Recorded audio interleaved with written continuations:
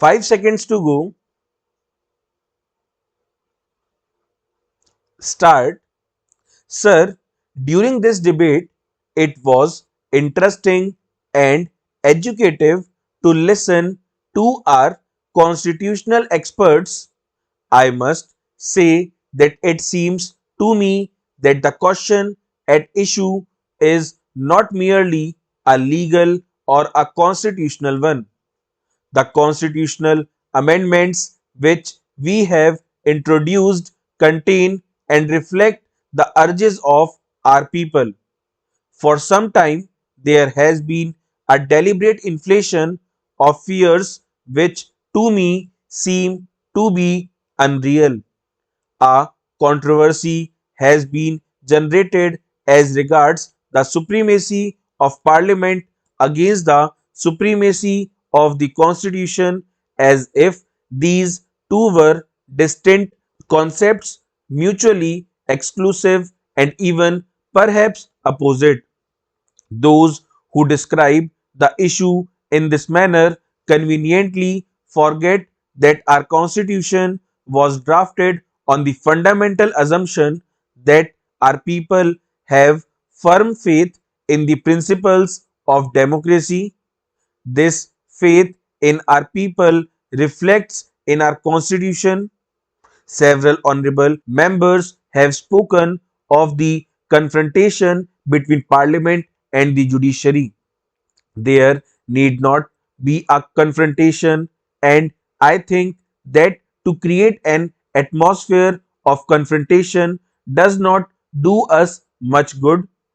I do not think that there is any real confrontation, either, because each institution has its assigned place and role. We all know that there can be no third chamber and that no constitution can be frozen into a static position. What do we see when we look at the world around us? It would not take us long to discover that many an institution has collapsed, many a constitution has been scrapped because it ceased to be an effective instrument for orderly change. That our constitution and our democratic institutions have survived when all around us there is a climate of tension and violence is a tribute to the faith of our people in democratic ideals and also to the flexibility and responsiveness of our constitution and our political institutions to the urges of our people. While introducing this bill, my colleague spoke of the arguments of those who opposed this bill as being based on fear and nervousness. I should like to dispel that fear and nervousness in the minds of our minorities in so far as their rights are concerned. I believe that protection to them can be guaranteed only by this parliament.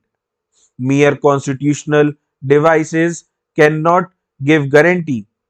History is full of examples of constitutions being overthrown or frustrated. Therefore, a wider and deeper democracy is more durable guarantee of the rights of our minorities. My endeavor has not been to defeat parties but to educate the public and strengthen the people so that they themselves will not permit any curtailment of their rights. The protection of the rights of the minorities can be ensured only when the majority itself is convinced that its well being and progress is linked with a sense of security amongst the minority communities. In the ultimate analysis, it is only a sensitive and strong public opinion which can give real protection to the minorities. The major premise of democracy is the will of the people as expressed through parliament, as my honorable friend said in his excellent speech. If our democracy had gone violent and had become an instrument of oppression, it would have failed and something else would have taken its place. If such anarchy were to take place in our country, holding the constitution against the flood waters of right reaction or of violent revolution would not divert the tide. There is an unending attempt by vested interests to divide the people and to mislead the minorities. I am confident that our people are committed to democracy. They understand and respond to the need for a secular approach, the need for change within a democratic framework, and the need to prevent narrow vested interests from obstructing the processes of changes. We all know that change is a fact of life, whether we like it or not. We all know that the clever arguments cannot bind us to the past. If you look at the circumstances of life as it is in India, I see no reason in a denial of radical change. Whatever is made rigid ceases to be living and organic, and many becomes less and less reflective of the needs of a vital and dynamic people. So, what are the choices before us? Can we adhere to the status quo? There is a crisis in the social order not only in India but in every country of the world, and the choice in every country is whether changes can come about peacefully or whether they must be driven to violent means. I heard several members from opposition saying that I was twisting the meaning.